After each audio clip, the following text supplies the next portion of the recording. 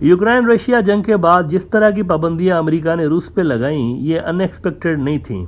America जंग शुरू होने से पहले ही धमकियां दे रहा था, बड़ी बड़ी धमकियां दे रहा था रशिया को कि इन्वेजन करेंगे अगर तो हम ये कर देंगे, वो कर देंगे, घुटनों पर लेकर आएंगे, इतनी पाबंदियां आपके ऊपर लगाएंगे।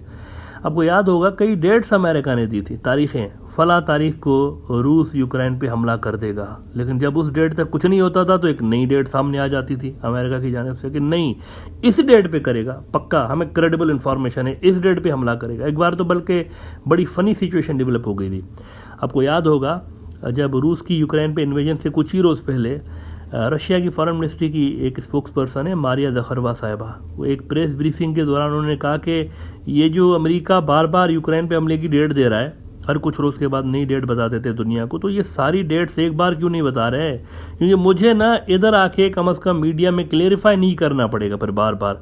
मैंने मज़े से फिर अपनी हॉलीडेज़ प्लान करनी है। अगर ये एक बार सारी डेट देंगे ना तो मैं मज़े से सुकून से जाकर हॉलीडेज़ करूँगी, कोई काम नहीं होगा मुझे, वरना मैं बार बार इधर आ जाती हूँ और बताती हूँ कि नहीं इस डेट पर हम हमला नहीं करेंगे। 16 फरवरी को आप देखें मिंट ने रिपोर्ट किया था कि will plan my holidays, Moscow mocks West over Ukraine invasion date.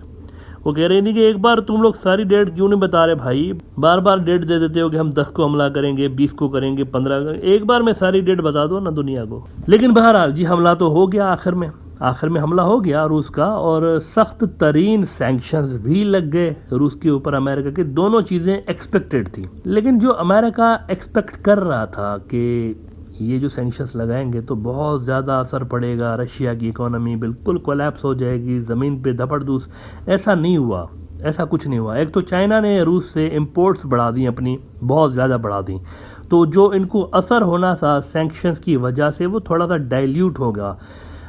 दूसरा बड़ा एक अजब सा वाक़या ये हुआ है, ये भी डिटेल्स सामने आई हैं, आप हैरान होंगे। इंडिया जो है ना, इंडिया मिडिल मैन का काम कर रहा है इस वक्त भी रशिया के लिए, मिडिल मैन। इंडिया यूरोप तक तेल पहुंचाने का जरिया बना हुआ है, रशियन ऑयल पहुंचाने का जरिया बना हुआ है। अब ये हाल है अमेरिकन सैंक्शंस का।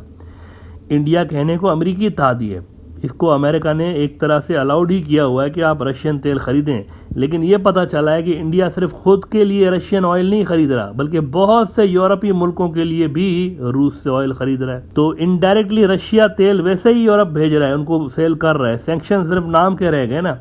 द गार्डियन बहुत बड़ा वेस्टर्न न्यूज़ आउटलेट है, देखिए रेफरेंस देना बड़ा ज़रूरी होता है। ये कह रहे हैं कि concerns grow that India is backdoor into Europe for Russian oil, volume of Russian crude bought and then exported by India suggests some of it may end up in European petrol stations.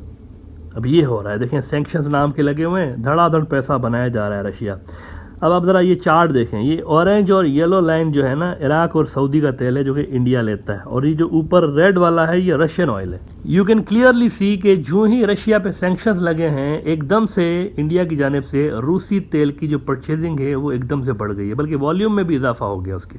यानी कि जो normally India लेता था ना, normally अपनी demand के हवाले से जितने लेता था उससे डिमांड से ज़्यादा इंडिया लेने लगा है। तो इससे फिर ये एक शकूक पैदा हो रहा है, डाउट्स क्रिएट हो रहे हैं कि यहाँ जा रहा है यूरोप के अंदर।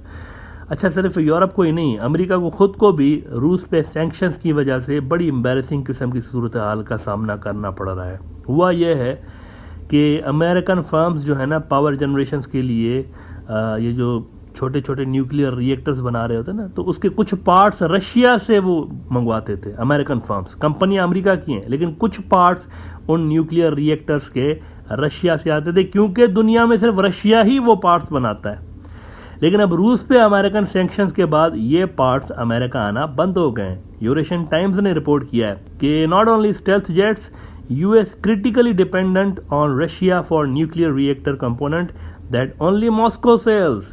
और इसमें वो आगे देखें क्या कमाल की बात लिख रहे हैं कि worse the reactors manufacturers and American uranium sellers expect the other to increase production first of their business to be viable leading to a chicken and egg situation. इसके अलावा भी देखें कई ऐसे अमेरिकन प्रोडक्ट्स हैं जिनकी पुर्जे जो है या तो रशिया बनाता है या तो चाइना बनाता है। इनमें क्योंकि जो रेयर अर्थ एलिमेंट्स होते हैं, टेक्निकल बात है इसमें, जो रेयर अर्थ एलिमेंट्स इनको बनाने में यूज़ होते हैं ना, उनके ऊपर चाइनीज़ डोमिनेंस है, तो ये अलग से अमेरिका के लिए सरदर्द बना हुआ है। देखें यूरेशियन टाइम्स ही खबर लगा रहा है कि China is rapidly monopolising rare earth elements, why the world must act now to stop the dragon.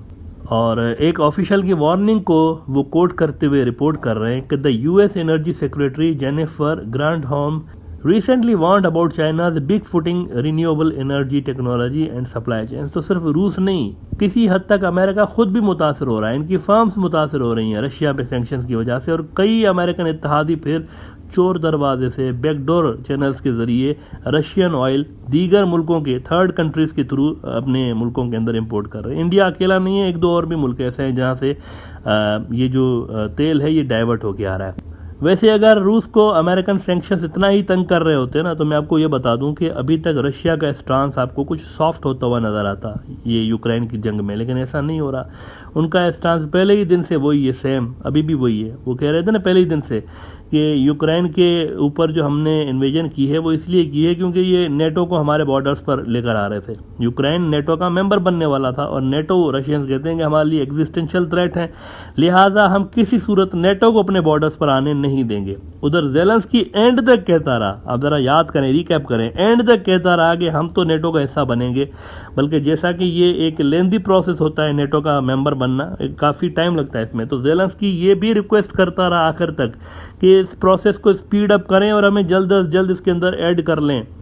ये वो असल में मुद्दा था जिस वजह से चीज़ें रशिया और यूक्रेन के दरमियान ख़राब होती गईं और जंग छिड़ गई थी आखिर में। अगर तब ही कोई रिटर्न में कोई आलमी तौर पर बड़ी गारंटी दी जाती रशिया को, कोई बड़ी यूनाइटेड नेशंस दे देता, कोई दूसरे कोई बड़े फोरम्स कोई बड़े मुल्क दे देते, रिटर्न में दे देते, आखिर तक रशियंस कहते रहे कि हमें कोई गारंटी दे दें कि ये नहीं बनेंगे, तो अगर ये कर देते ना उस वक्त, तो मेरे ख्याल से ये जंग ना होती। यूक्रेन अगर नेटो में ना आने के हवाले से कोई गारंटी दे देता तो ये नहीं होती और हज़ारों इंसानों की जान बच जाती इस जंग के अंदर, जो कि अब तक मारे जा चुके हैं। और अब दूर दूर तक इसका कोई एंड इसलिए भी नज़र नहीं आ रहा क्योंकि ड्रैग हो गई ये जंग। ये सिर्फ यूक्रेन और रशिया के हद तक होती तो ये तो मतलब लपेट लेता रशिया ना, 2-4 हफ्तों के अंदर ही लपेट दिया था उसने। लेकिन मसला ये हो रहा है कि इसके अंदर यूरोप कूदा हुआ है, इसके अंदर अमेरिका कूदा हुआ है और बाहर से बहुत ज़्यादा बेतहाशा डॉलर, रिसोर्सेज, वेपन्स पंप हो रहे हैं और ये जंग जो है वो ड्रैग होती चली जा रही है। असल में इस जंग के ड्रैग होने के पीछे अमेरिकन रिसोर्सेज हैं सारे के सारे। अमेरिका सपोर्ट के नाम पे रिसोर्सेज पंप कर रहा है। और एक डेंजरस बात आपको ये भी बता दूं कि इसराइल के लिए कहा जा रहा है कि वो भी जो है अपना एयर डिफेंस सिस्टम देने वाला है यूक्रेन को। इसराइल कूदेगा इस जंग के अंदर। नेतन्याहू के आने के साथ ही इनकी पॉलिसीज रिवाइज होंगी। नेतन्याहू ज़्यादा हार्डलाइनर है, नेतन्याहू कुछ ना कुछ यहाँ पर आपको रोल प्ले करता हुआ नजर आएगा। पीएम तो तकरीबन बन ही गया, इलेक्शंस जीत गया है वो।